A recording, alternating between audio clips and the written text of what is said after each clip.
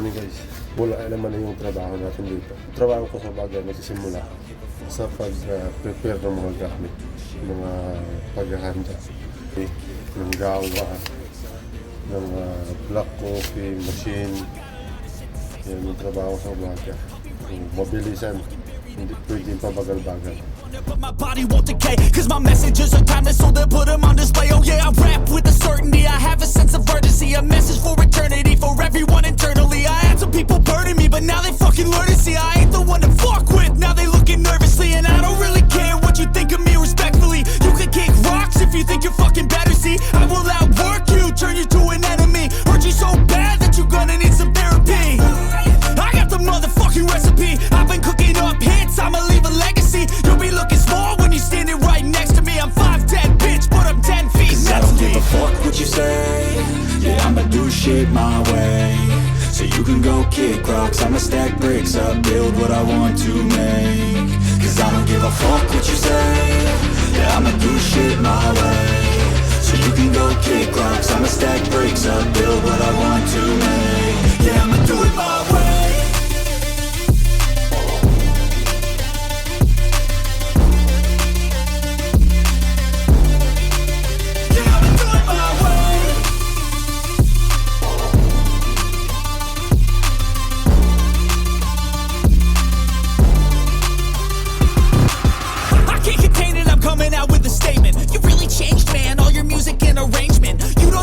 Shut your mouth, you can save it. I'm the same dude that got his come up from the basement. 100 songs, 100 weeks, didn't change it. Experiments, development, intelligence, and patience. I'll do it all again, cause I never feel complacent. Let's keep the good vibes, positivity's contagious. I'm never looking back, cause I made a life that's passionate. A college graduate suppressing all his talents, yeah. He found a way to go and change, become an advocate. For taking control of your life, go out and battle. And you think you have a dream, then act on it. Get after it, get out your head and fucking capture it. You got one life to master it.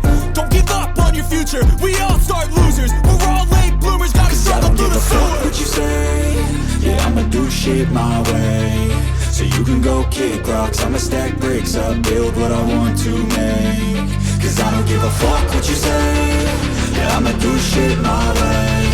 So you can go kick rocks, I'ma stack bricks up, build what I want to make. Yeah, I'ma do it my way.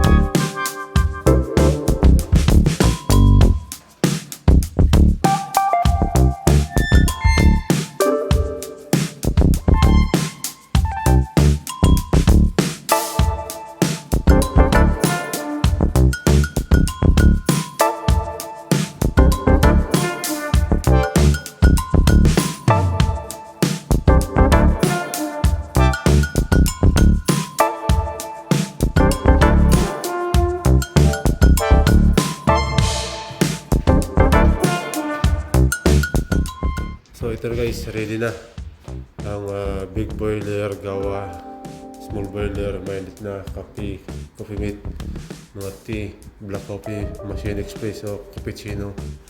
So ayun, oven preparado na. So after yung mga customer andito na sila, kaya sa umaga busy na. Kailangan advance mag-prepare, mabilis at mag-arawat. Siyempre, ako, ang paborito ko na inumin sa umaga. Sabi nila pang papaya na. Ito, black coffee.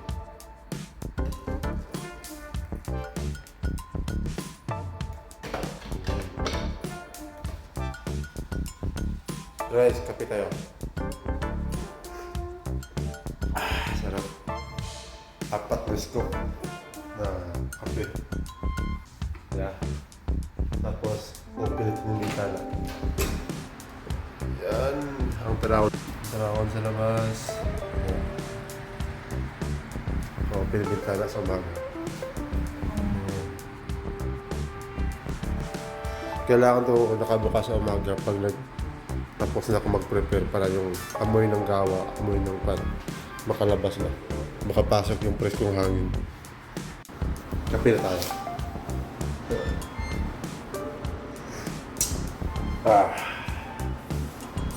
Kape at saka mag-relax.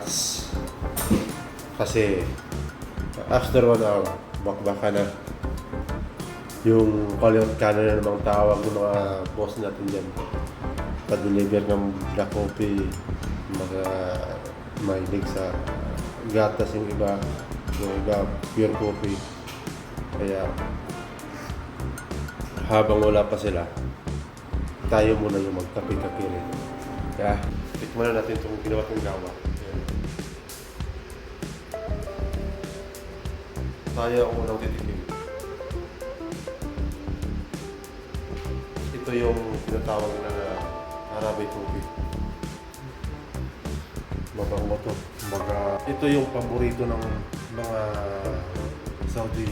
Tinatawag itong Saudi coffee. Hindi tinatawag na Arabic coffee kasi pag Arabic coffee buong Middle East.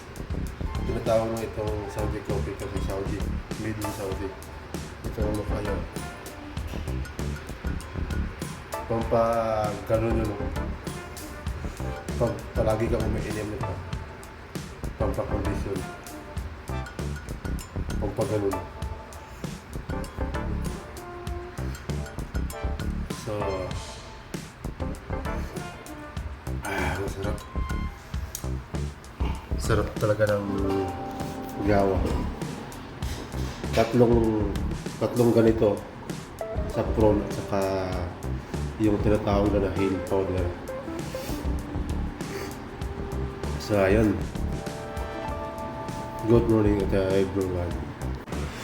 So, thank you for watching guys. See you on my next vlog. Ingat.